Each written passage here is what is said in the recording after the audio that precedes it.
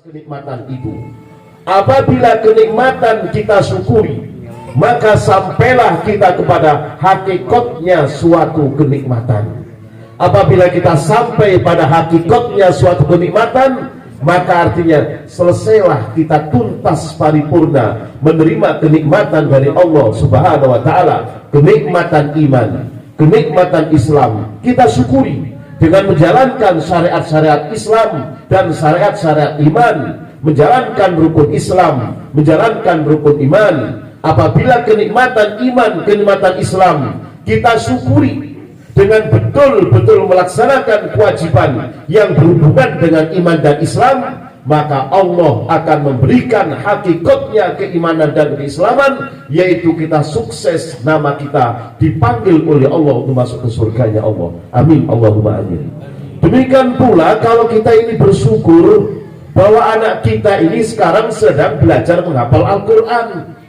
Kalau kita bersyukur bahwa sekarang ini anak kita sedang belajar ilmu agama, kalau kita bersyukur bahwa anak kita sekarang ini sedang tumus-rumus menuntut ilmu di pesantren ini, maka Allah pun akan memberikan kenikmatan hakikatnya daripada kenikmatan barokah dan manfaatnya ilmu anak. Silahkan, akan disampaikan langsung oleh mudir ma'had, yaitu Al-Mukarram Ustaz Abdurrahman Hanif.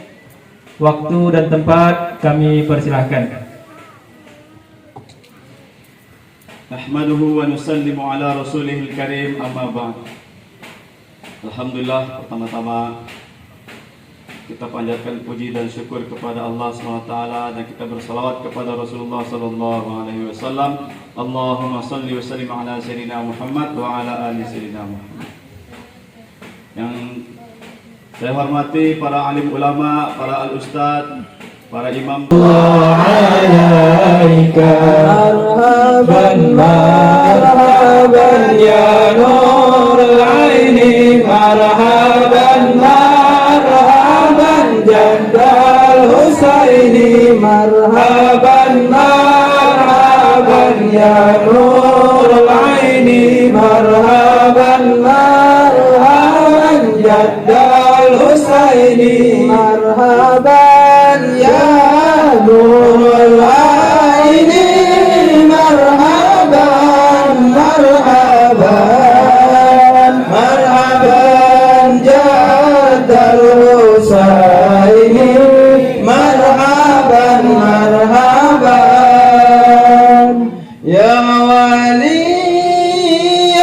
hasanati, ya rafi'ad darajati, kafir anni ya dhunuba, waghfir anni sayyiati. Sallallahu ala Muhammad ya Allah, sallallahu alaihi wasallam ya Allah, sallallahu ala Muhammad ya Allah, sallallahu alaihi wasallam ya Allah. Rabbi faghfir li dhunubi ya Muhammad sallallahu alaihi wasallam. Sallu ala Nabi Muhammad. Innal hamdalillah nahmaduhu wa nasta'inuhu wa nastaghfiruh wa na'udzu bihi min shururi anfusina wa min sayyiati a'malina. Man yahdihillahu fala mudilla lahu wa man yudlilhu fala hadiya lahu. Asyhadu an la ilaha illallah wahdahu la syarika lahu wa asyhadu anna Muhammadan abduhu wa rasuluh. Allahumma sholli ala sayyidina Muhammad wa ala alihi wa ashabihi ajma'in, amma ba'd.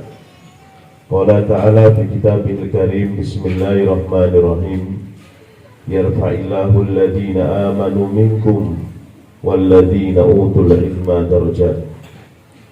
Wa qala rasulihil karim, man kharaja li talibil ilmi fahuwa fi sabilillah hatta yarji'a, atau kama qala Rasulullah sallallahu alaihi wasallam. Hadirin yang sama-sama dirahmati Allah, wabil khusus para alim ulama, para ustadz, para kiai yang sama-sama dirahmati Allah, wabil khusus para sesepuh tokoh masyarakat, aparatur negara atau yang mewakili, wabil khusus para wali-wali santri yang hari ini, sore ini hadir di majelis yang barokah ini, juga adik-adik para santri putra, santri putri yang sama-sama dirahmati Allah.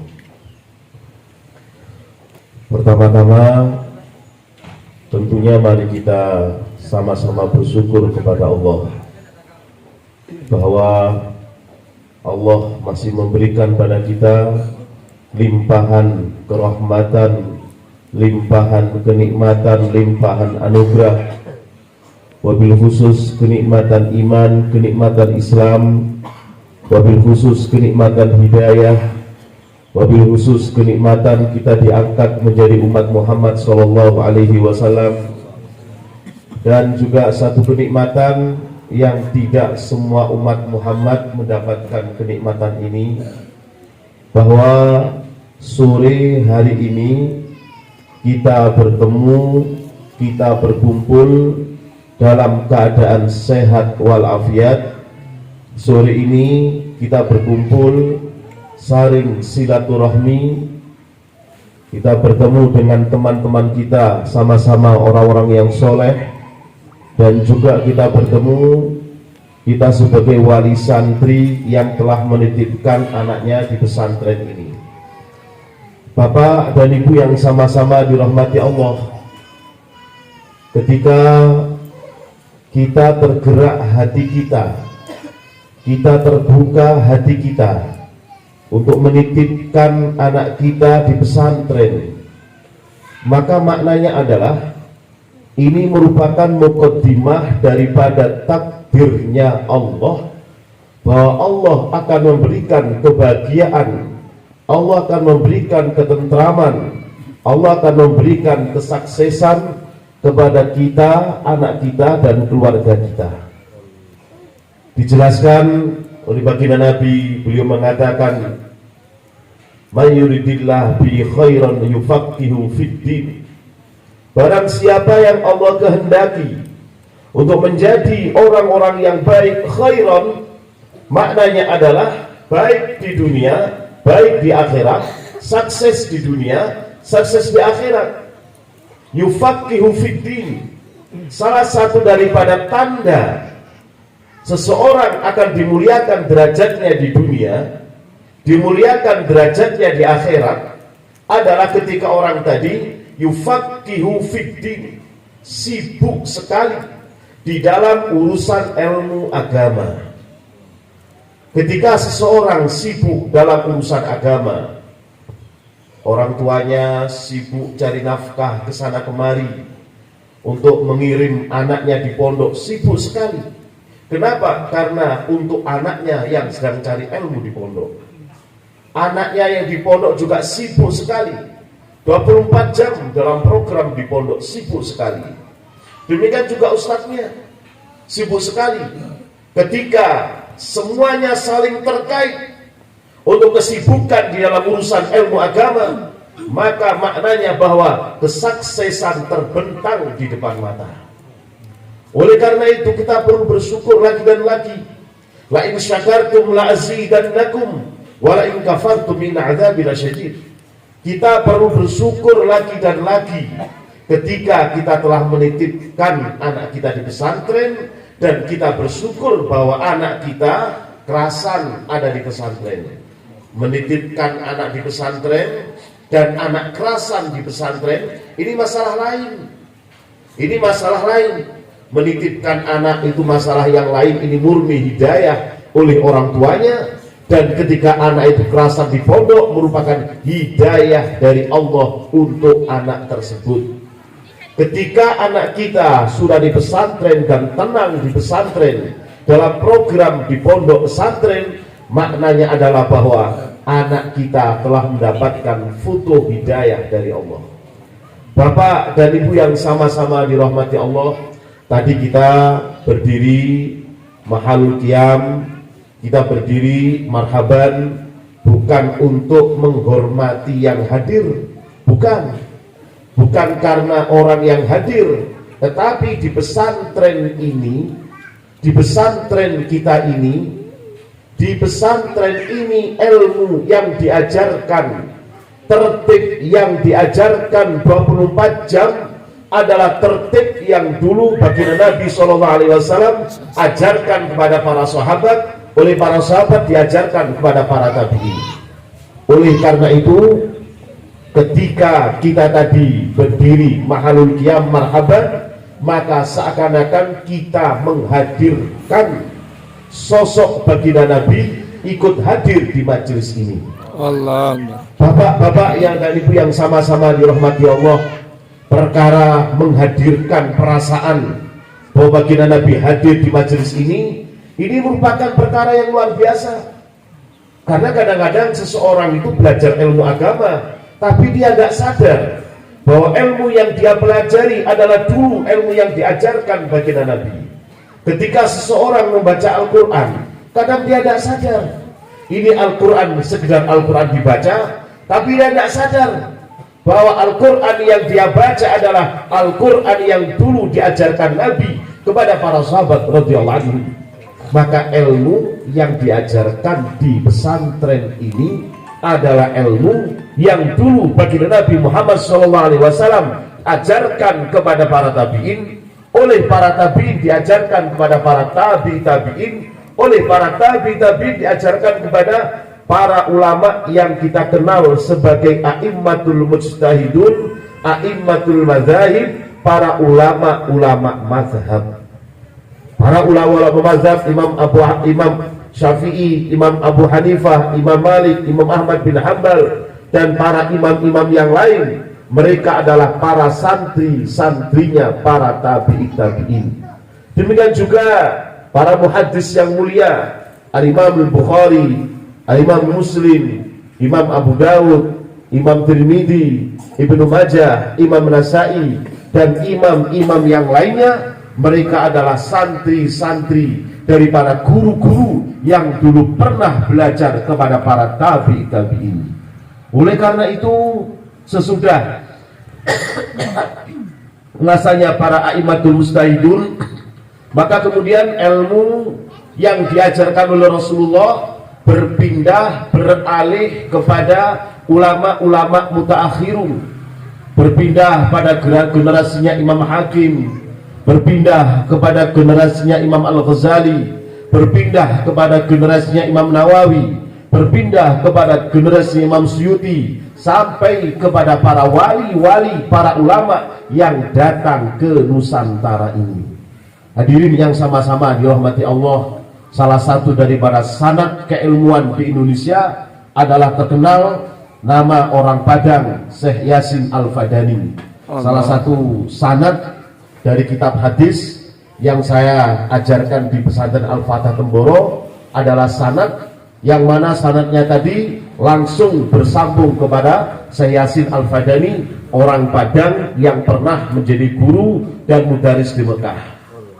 Sebelum Imam Al-Fadani, dulu ada Imam Syekh Khatib Al-Minangkabawi. Beliau juga seorang mudaris, seorang ulama besar, imam sekaligus khatib di Masjid Haram Mekah. Beliau orang Padang, orang Minangkabau asli.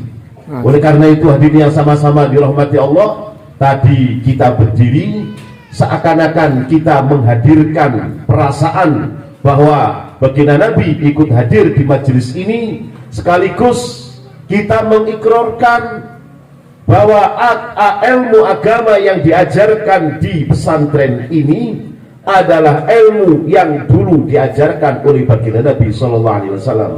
Seakan-akan kita menghadirkan nur baginda Nabi Sallallahu Alaihi Wasallam yang ada pada ilmu-ilmu agama yang kita pelajari. Oleh karena itu patutlah kita bersyukur apabila bapak dan ibu menitipkan dan meletakkan anak-anaknya di pesantren ini.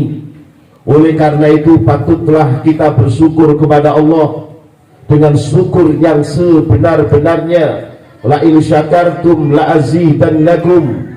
Apabila engkau bersyukur kepada Allah, maka Allah pasti akan memberikan kenikmatan yang lebih besar daripada kenikmatan yang kau syukuri pada saat ini.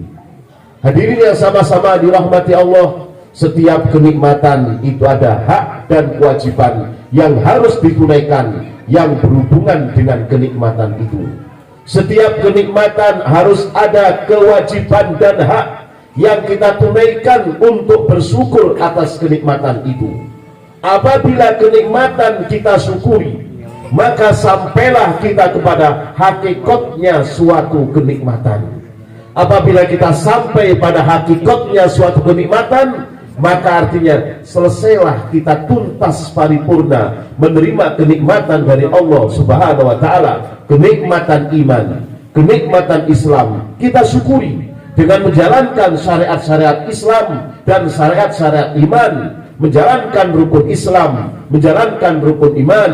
Apabila kenikmatan iman, kenikmatan Islam kita syukuri dengan betul-betul melaksanakan kewajiban yang berhubungan dengan iman dan Islam, maka Allah akan memberikan hakikatnya keimanan dan keislaman, yaitu kita sukses, nama kita dipanggil oleh Allah untuk masuk ke surganya Allah. Amin, Allahumma amin.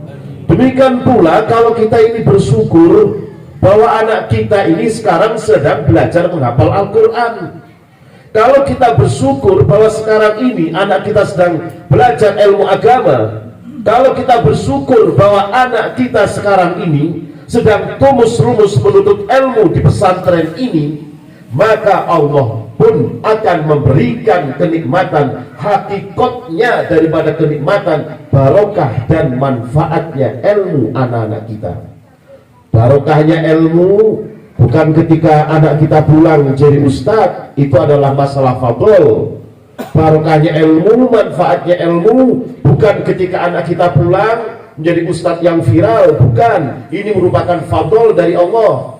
Barokahnya ilmu, manfaatnya ilmu bukan ketika anak kita pulang kemudian membangun pesantren di rumahnya, bukan. Ini adalah fadl dari Allah. Tetapi barokahnya ilmu, manfaatnya ilmu adalah ketika pada yaumul kiamah nanti, pada akhir hari akhirat nanti, pada saat semua orang dipanggil untuk masuk surga, para nabi dan para rasul telah selesai masuk surga, para orang-orang yang soleh, para wali-walinya Allah sudah selesai masuk surga, para mujahidun selesai masuk surga, para as-syuhada selesai masuk surga, para dai-dai Allah selesai masuk surga, maka kemudian anak-anak yang dulu tumus-lumus di pesantren menghafalkan Al-Quran dipanggil untuk masuk surga.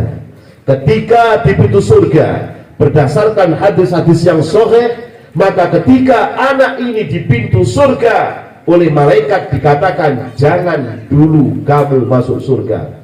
Maka anak tadi pun kaget, kenapa saya tidak boleh masuk surga? Maka telah ditentukan saya masuk surga.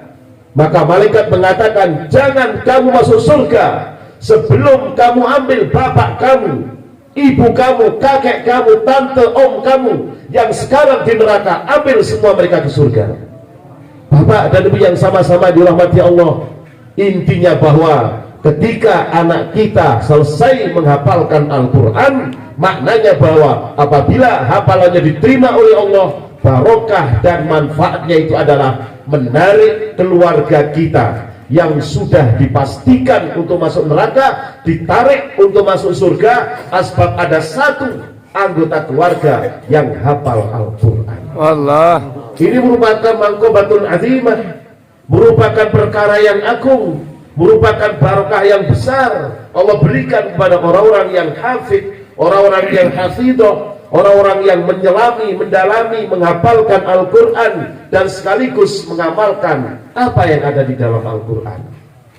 Bapak dan Ibu yang sama-sama dirahmati Allah, oleh karena itulah kita bersyukur kepada Allah bahwa Allah telah menggerakkan hati kita, Allah telah membuka hati kita agar anak kita ada di pesantren.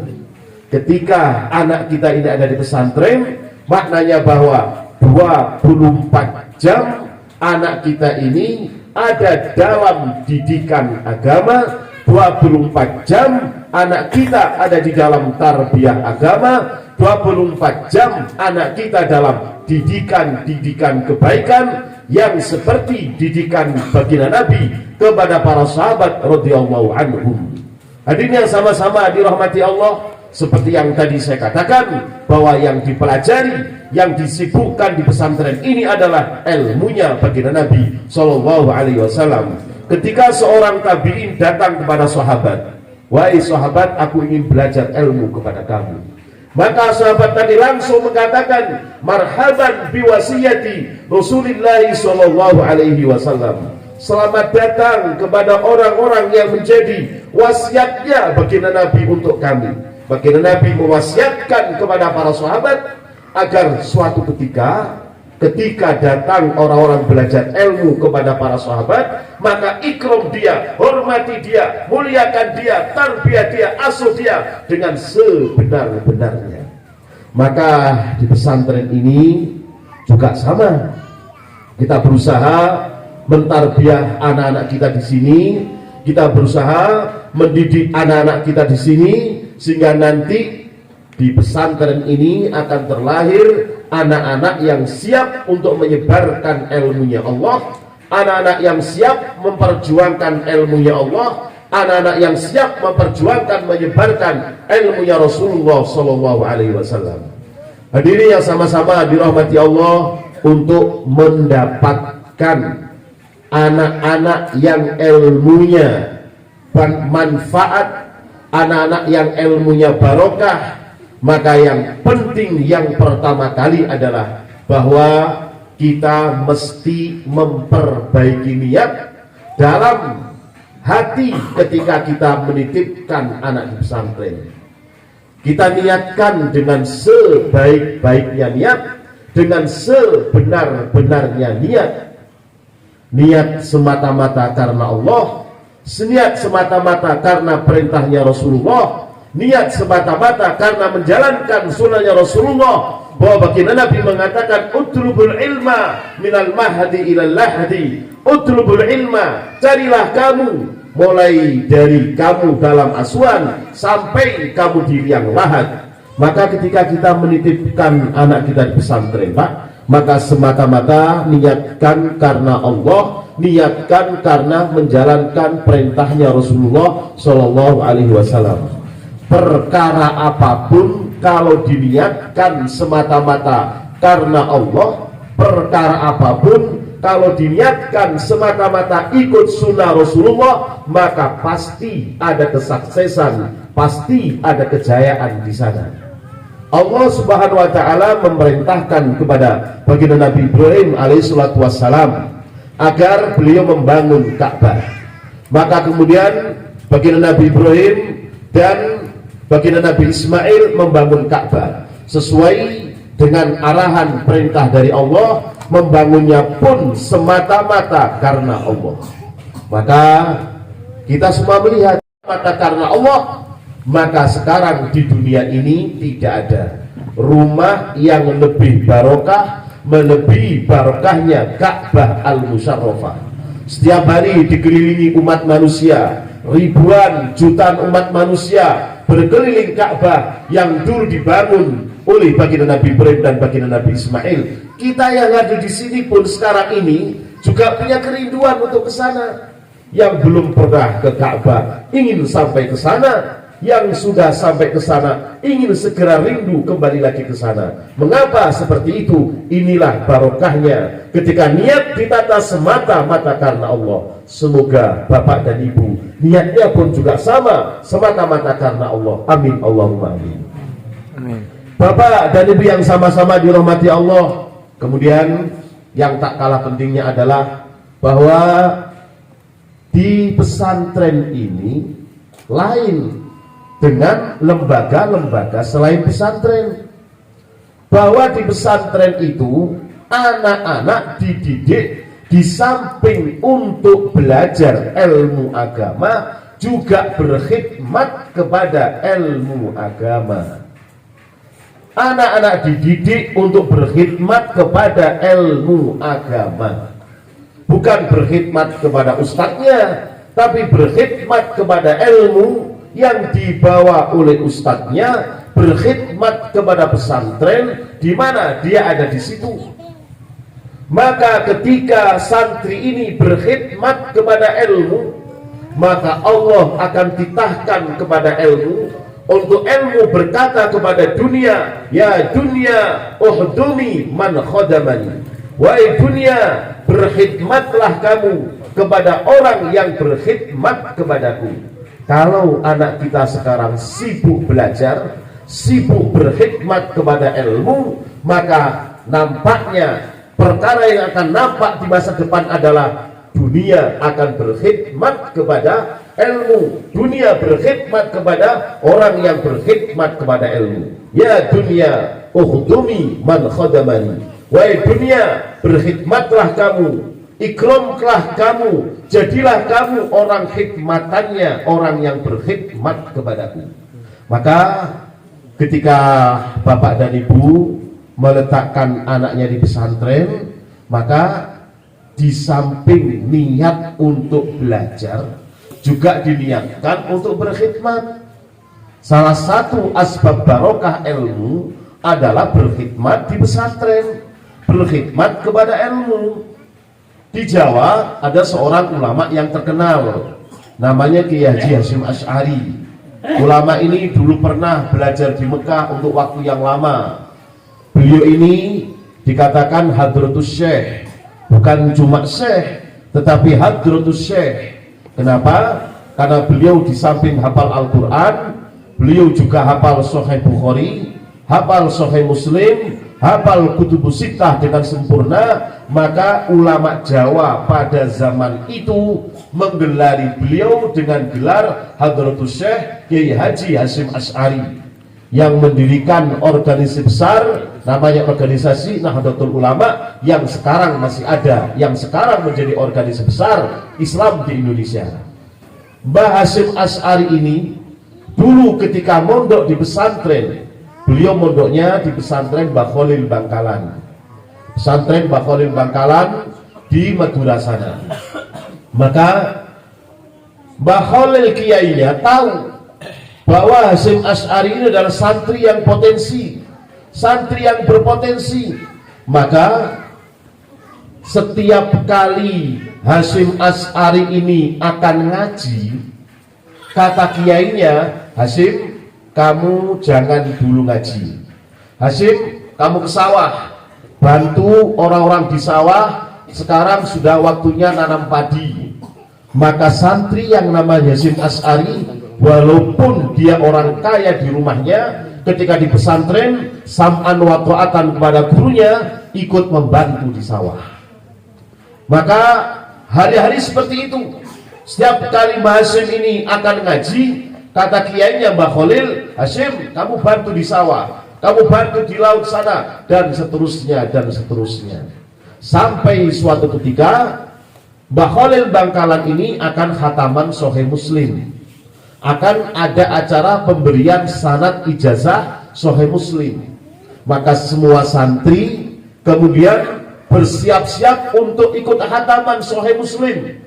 Kitab Sahih Muslim adalah kitab hadis Jami'us Sahih yang disusun oleh Imam Muslim, di mana setiap santri yang sudah pernah khatam Sahih Muslim, maknanya dia sahih menjadi santri yang berpengalaman, sahih dia menjadi santri yang alim, yang ilmunya diharapkan barokahnya. Maka Mbah Hasyim pun kemudian seperti teman-temannya ikut duduk ngaji, akan ikut acara khataman dan pemberian sanad ijazah Sahih Muslim. Akan tetapi Mbah Khalil melihat Mbah Hasyim sudah siap untuk ikut khataman, maka kata kiainya Mbah Khalil, Hasyim, kamu jangan ikut ngaji dulu. Saya minta tolong, tadi pagi cincin milik istri saya Bu Nyai tenggelam di sapi tengnya pondok. Tolong kamu ambil cincinnya Bu Nyai. Siap Pak Yai. Beliau sudah memakai pakaian yang bersih, memakai jubah putih, imamah putih yang bersih, siap untuk ngaji Sahih Muslim khataman, tapi oleh kiainya disuruh mengambil cincin milik bunyanya di bawah sapi teng. Allah. Maka beliau pun buka bajunya, buka imamahnya, terjun ke dalam sapi teng. Di tengah-tengah kotoran-kotoran teman-teman santri. Maka beliau ambil itu, diubuk-ubuk terus itu sapi teng. Ternyata cincinnya ada di dalam dasar yang paling bawah sendiri. Allah. Maka diambil itu cincin, kemudian beliau pun mandi, dibersihkan cincinnya, badannya pun dibersihkan, kembali dia bersih badannya, harum badannya, cincinnya pun harum, dia pakai pakaian yang bagus lagi, pakai baju yang bagus lagi, ingin ikut khataman, ternyata khatamannya sudah selesai. Maka beliau pun menyerahkan cincin, Pak Yai, ini cincinnya telah ketemu, alhamdulillah. Maka kemudian beliau mengatakan kepada para santrinya, wahai para santri, besok pagi pesantren kita akan kedatangan Nabi Khidir. Nabi Khidir akan bertamu ke pesantren kita. Bagi pesantren-pesantren di Jawa yang namanya kedatangan Nabi Khidir itu sama dengan kedatangan orang yang betul-betul sangat terhormat, karena beliau Nabi yang masih ada sampai sekarang. Maka kata Mbah Khalil, semua santri silakan istiqbal di pinggir jalan, mengistiqbali datangnya Nabi Khidir. Semua santri nanti kalau sudah Nabi Khidir datang, kamu salami dia, kamu cium tangan beliau dan ajak beliau masuk ke rumah kita ini. Maka betul, besok paginya subuh semua santri sudah berjajar di pinggir jalan untuk niat istiqbal Nabi Khidir. Maka kemudian pagi hari semua santri bersiap-siap, termasuk Mbah Hasyim Asy'ari juga bersiap. Maka semenjak pagi semua santri di pinggir jalan. Di pinggir jalan sebelum santri datang, ada seorang tua, rambutnya itu gimbal, penuh dengan koreng, kemudian ingusnya pun mengalir ke sekujur tubuhnya. Ingusnya mengalir ke sekujur tubuhnya, penuh dengan koreng, gudik, baunya busuk. Orang tua ini mengatakan kepada para santri, wahai mas santri, tolong bawa saya sowan kepada kiai ini, karena orang ini orang kotor, ditendang-tendang oleh para santri. Minggir sana, minggir, kamu tidak layak sowan kepada kiai saya, minggir, kami sedang menjemput Nabi Khidir untuk datang.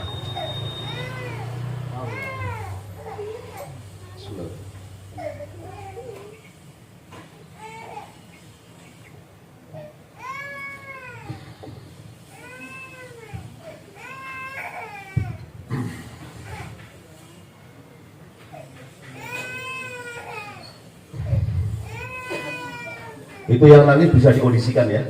Kita tidak tahu wajib jadinya ini. Saya lanjutkan lagi. Kemudian orang tua tadi ditendang-tendang oleh para santri. Dan kemudian datang Mbah Hasyim Asy'ari.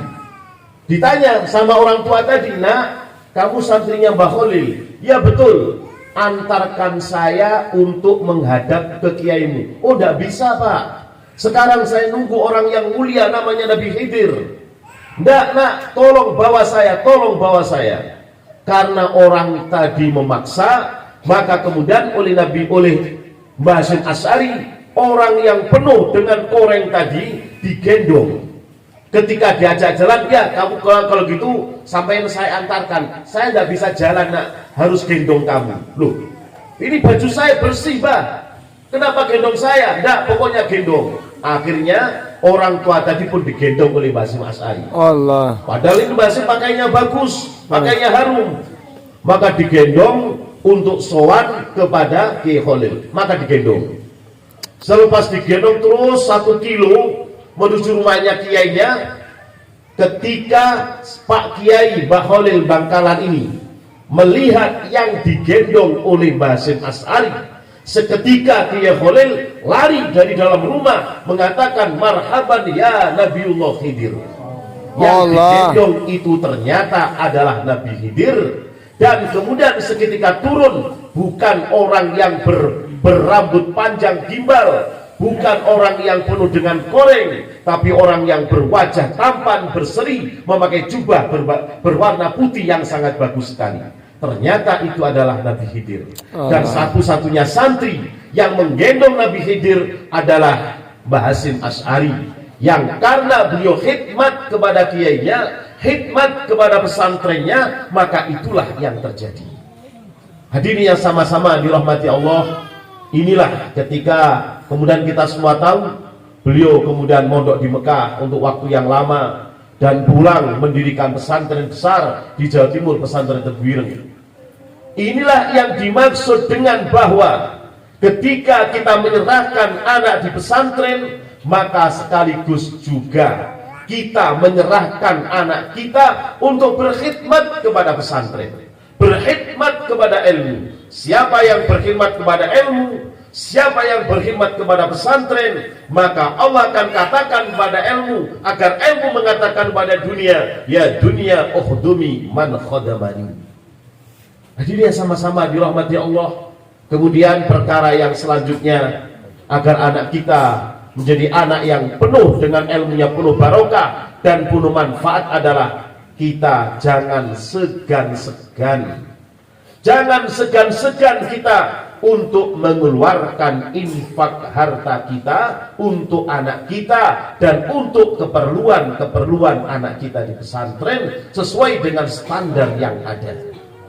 Karena yang namanya tarbiyah kepada anak kita itu bukan hanya ketika anak kita masukkan ke pesantren, bukan hanya itu, tetapi juga kita mentarbiyah diri kita sendiri untuk kita infak, sedekah, amal jariah dengan niat agar jariah kita ini jadi asbab anak kita ilmunya barokah dan manfaat. Dulu di Mekah kedatangan seorang tamu dari India. Tamu ini seorang wanita, seorang ratu di India, ratu yang kaya raya. Di mana begitu kayanya sang ratu ini sampai dia tidak bisa menghitung berapa hartanya, dan dia menjadi orang yang kaya di 7 negara di India pada waktu itu. Dia punya anak, 12 anak, semuanya orang kaya raya, semuanya jadi menteri, jadi gubernur dan sebagainya. Dia datang ke Mekah untuk haji. Dan wanita ini, ratu ini, mengumpulkan semua ulama Mekah. Semua ulama di Mekah dikumpulkan. Dan sang ratu ini mencurahkan isi hatinya. Wahai para ulama Mekah, saya ini seorang ratu yang kaya raya. Harta benda saya tidak akan selesai dimakan 7 turunan sekalipun. Tetapi saya sekarang betul-betul susah. Saya punya 12 anak, dan 12 anak saya satu pun tidak ada yang khatam Al-Quran, tidak ada yang hafal Al-Quran, tidak ada satupun yang mau belajar agama di pesantren. Sekarang inilah saya betul-betul susah. Apa jadinya nanti kalau saya meninggal dunia? Siapa yang akan membacakan Fatihah? Siapa akan mensolati saya? Karena semua anak-anak saya sibuk dengan urusan dunianya masing-masing. Allah. Maka kemudian para ulama Mekah mengatakan, begini aja wahai Tuan Ratu, infakkan sebagian harta Tuan Ratu untuk membeli tanah di kota Mekah ini, dan nanti tanah itu nanti kami akan dirikan madrasah. Oh iya, tidak apa-apa. Berapa tanahnya? Maka segera oleh para ulama dicarikan satu tanah, sebidang tanah di dekat makam Subaikah. Di Mekah itu ada satu makam namanya makam Subaikah. Makamnya 20 orang sahabat yang gugur ketika perang Fathu Mekah. Sahabat ini, 20 orang ini oleh baginda Nabi diperintahkan untuk masuk ke Mekah melalui jalur pintu baratnya kota Mekah. Di Mekah, di pintu gerbang Mekah tidak dihadang oleh pasukan Ikrimah bin Abu Jahal. Maka terjadi pertempuran yang mana seketika di situ syahid 20 orang sahabat dimakamkan di makam Subaikah. Siapapun yang pernah ke Mekah pasti akan tahu makam Subaikah. Di samping makam Subaikah ini ada sebidang tanah agak luas. Maka oleh sang ratu tanah tadi dibeli berapapun harganya. Setelah selesai dibeli, kemudian diputuskan akan didirikan satu pesantren, satu madrasah di tempat tersebut. Maka selesai dibangun satu madrasah atas biaya sang ratu, dibangun satu pesantren atas biaya murni 100% dari sang ratu, dan madrasah tersebut kemudian diberi nama sesuai dengan nama sang ratu, namanya Madrasah As-Sulatiyah. Waktu saya di sana dulu, madrasahnya masih ada. Kita sekolah di sana, madrasahnya masih ada, berdiri tegar. Sekarang karena perluasan Masjid Haram, maka digeser ke daerah selatan, daerah Al-Qa'diyah. Tapi di Madrasah Sholatiyah ini, madrasah yang didirikan tanahnya dibeli oleh sang ratu, bangunan madrasahnya dibangun atas biaya sang ratu sendiri. Karena niat yang tulus, yang ikhlas, maka Madrasah Sholatiyah mencatat ribuan para ulama, ribuan para masyaikh yang ilmunya barokah sampai sekarang ini. Allah. Di Padang Syekh Khotib Al-Minangkabawi, Syekh Yasin Al-Fadani. Di Palembang Syekh Abdul Somad Al-Falimbani. Di Jawa Barat Imam Nawawi Al-Bantani. Di Kalimantan Syekh Arsad Al-Banjari. Kemudian di Jawa Kiai Hasyim Asy'ari, Kiai Munawir Krapayak Yogyakarta, Kiai Bisri Samsuri, Kiai Wahab Hasbullah. Hampir semua santri-santri yang dulu mondok di pesantren dan Madrasah Sholatiyah, kemudian keluar dari pesantren, mereka menjadi ulama-ulama yang besar. Bahkan diantaranya termasuk pejuang-pejuang kemerdekaan negara Republik Indonesia ini. Di Lombok ada jamiah namanya Nahdlatul Ulama, didirikan oleh Syekh Zainuddin Lombok. Syekh Zainuddin ini juga salah satu santri di Madrasah Sholatiyah. Artinya bahwa asbab niat yang ikhlas dari seorang wanita, maka kemudian muncul madrasah besar yang sampai sekarang masih ada, mencetak ribuan para ulama. Kita tidak bisa bayangkan, Allah. kita tidak bisa bayangkan betapa pahala akan mengalir kepada beliau, pahala demi pahala. Seumpama bapak ini menyumbangkan sedikit uangnya untuk pesantren, untuk madrasah, untuk masjid, untuk surau, dan kemudian uang tadi diberikan genteng atau keramik. Di bawah genteng ada santri yang baca Al-Quran, di atas keramik ada santri yang menghafalkan Al-Quran. Maka bapak ibu yang menyumbang, walaupun tidak seberapa besar, walaupun bukan orang ahli Al-Quran, maka tetap akan mendapatkan aliran pahala daripada sedekah keramik dan genteng tadi. Allah. Ini namanya sedekah jariyah, sedekah yang mengalir pahalanya bahkan sampai orang yang meninggal dunia dia akan terkejut. Saya bukan orang ahli Al-Quran, saya bukan hafid, bukan hafidoh, tetapi kenapa saya ini mendapatkan pahala seperti ini? Oleh karena kamu dulu menyumbangkan sedikit hartamu untuk kepentingan pondok pesantren, untuk kepentingan madrasah, untuk kepentingan masjid, kepentingan musola, maka kamu mendapatkan pahala yang seperti ini. Apalagi kemudian kita menitipkan anak kita di pesantren-pesantren ini. Bapak dan Ibu yang sama-sama dirahmati Allah, oleh karena itulah pentingnya kita ini selalu mengutamakan permintaan kepada Allah, khususnya bagi kita yang anaknya dititipkan di pesantren ini. Di pesantren cabang Al-Fatah manapun, di pesantren manapun, maka 24 jam diajarkan tarbiyah seperti yang dulu dididikkan baginda Nabi kepada para sahabat. Di pesantren ini jam 4:30 anak-anak kita ajak bangun untuk sholat tahajud, kemudian diajak untuk istighosa, yang mana istighosa ini kemudian anak-anak mendoakan kedua orang tuanya agar orang tuanya mendapatkan kerahmatan dari Allah, mendapatkan maghfirah dari Allah, agar orang tuanya mendapatkan rezeki yang halalan thayyibah, dimudahkan rezekinya. Anak-anak kita berdoa, Pak. Sebelum subuh mereka sudah bangun, mendoakan orang tuanya, mendoakan kiainya, mendoakan ilmunya, mendoakan para ulama. Maka kalau anak-anak sudah bangun, jam 4:30 mereka sudah istighosah, sementara bapak dan ibunya di rumah 4:30 masih belum bangun, bahkan bangunnya pun jam 6, maka jelas ini doa yang tidak nyambung. Bisa jadi doa yang salah sasaran. Oleh karena itu, bapak dan ibu yang sama-sama dirahmati Allah, ketika anak kita sudah di pesantren, maka kita sama-sama bermujahadah, sama-sama tumus lumus, sama-sama kita mengusahakan agar diri kita ini yang ada di rumah juga selaras serasi dengan mujahadahnya anak-anak kita yang ada di pesantren ini.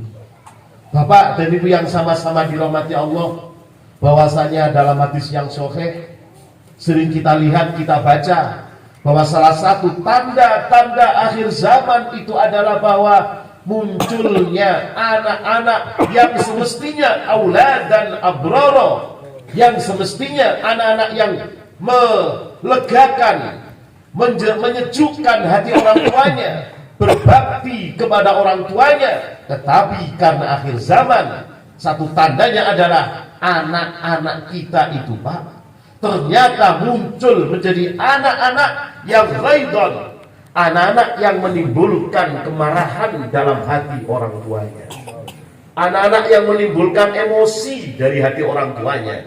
Pagi hari lihat HP, siang hari lihat HP, bangun tidur main HP, sarapan tangan kanannya masukkan nasi, tangan kirinya ambil HP, matanya tidak melihat piring tapi melihat HP.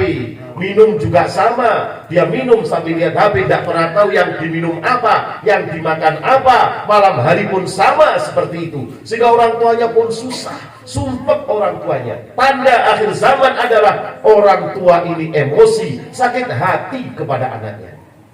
Maka solusi yang paling baik, yang paling indah adalah anak kita titipkan di pesantren. Anak kita letakkan di pesantren, solusinya agar anak-anak kita tiap malam mendoakan kita, agar anak-anak kita tiap selepas sholat mengirimkan Fatihah untuk kita, ila hadratin abi wa ummi, yang ada di rumah. Anak-anak kita latih untuk tawasul seperti itu. Betapa bahagianya Pak orang tua yang anaknya mendoakan orang tuanya. Betapa bahagianya Pak orang tua yang anaknya kalau malam sujud di hadapan Allah mendoakan orang tuanya. Allah. Betapa bahagianya sejuk orang tua yang anaknya seperti ini. Bapak dan ibu yang sama-sama dirahmati Allah, oleh karena itu kita mari sama-sama berdoa agar pesantren ini menjadi pesantren yang barokah, mencetak para alim ulama, mencetak para hafid hafidah, mencetak para alim para ulama, orang yang alim, orang yang alimah, menjadi barokahnya umat seluruh alam. Amin Allahumma amin. Al-Fatihah. إنك أنت السميع العليم وتب علينا إنك أنت التواب الرحيم ربنا ظلمنا أنفسنا وإن لم تغفر لنا وترحمنا لنكونن من الخاسرين اللهم اغفر ذنوبنا واستر عيوبنا واختم بالصالحات أعمالنا ربنا انفعنا بما علمتنا رب علمنا الذي ينفعنا رب فقنا وفقي أهلنا وقرابة لنا في ديننا يا أرحم الراحمين اللهم بارك لنا في عمرنا barik lana fi arzaqina, barik lana fi dunyana wa ukhrana, barik lana fi auladina, barik lana fi auladina, barik lana fi auladina, barik lana fi tullabina, barik lana fi talamidina, barik lana fi asadidina, barik lana fi muallimina, barik lana fi ma'hadina hada ya arhamar rahimin, barik lana fi ma'hadina hada ya arhamar rahimin. Amin. Allah barik li ma'hadina hada ya arhamar rahimin. Allah barik li madrasatina hada ya arhamar rahimin. Allahumma kamil mabaniha, kamil ma'aniha ya Amin ya Allah. Allah barik lana fi Rajab wa Sya'ban wa balikna Ramadan. Amin. Allah barik lana fi Rajab wa Sya'ban wa balikna Ramadan. Allah barik lana fi Rajab wa Sya'ban wa balikna Ramadan ya arhamar rahimin. Wa sallallahu ala sayyidina Muhammad alhamdulillahi rabbil alamin. Al-Fatihah. Ihdinas siratal mustaqim. Assalamualaikum warahmatullahi wabarakatuh. Sallallahu alaihi Muhammad sallallahu alaihi wasallam. Muhammad sallallahu alaihi wasallam. Sallallahu alaihi wasallam. Ya Nabi salam alaika, ya Rasul salam alaika, ya Habib salam alaika, salawatullah alaika, ya Nurullah ala Muhammad sallallahu alaihi wasallam. Sallallahu ala Muhammad sallallahu alaihi wasallam. Asraqal badru alaina fahtafat minhu al-budur misla husnika ra'ayna qattu ya wajha sururi. Sallallahu ala Muhammad sallallahu alaihi wasallam. Sallallahu ala Muhammad sallallahu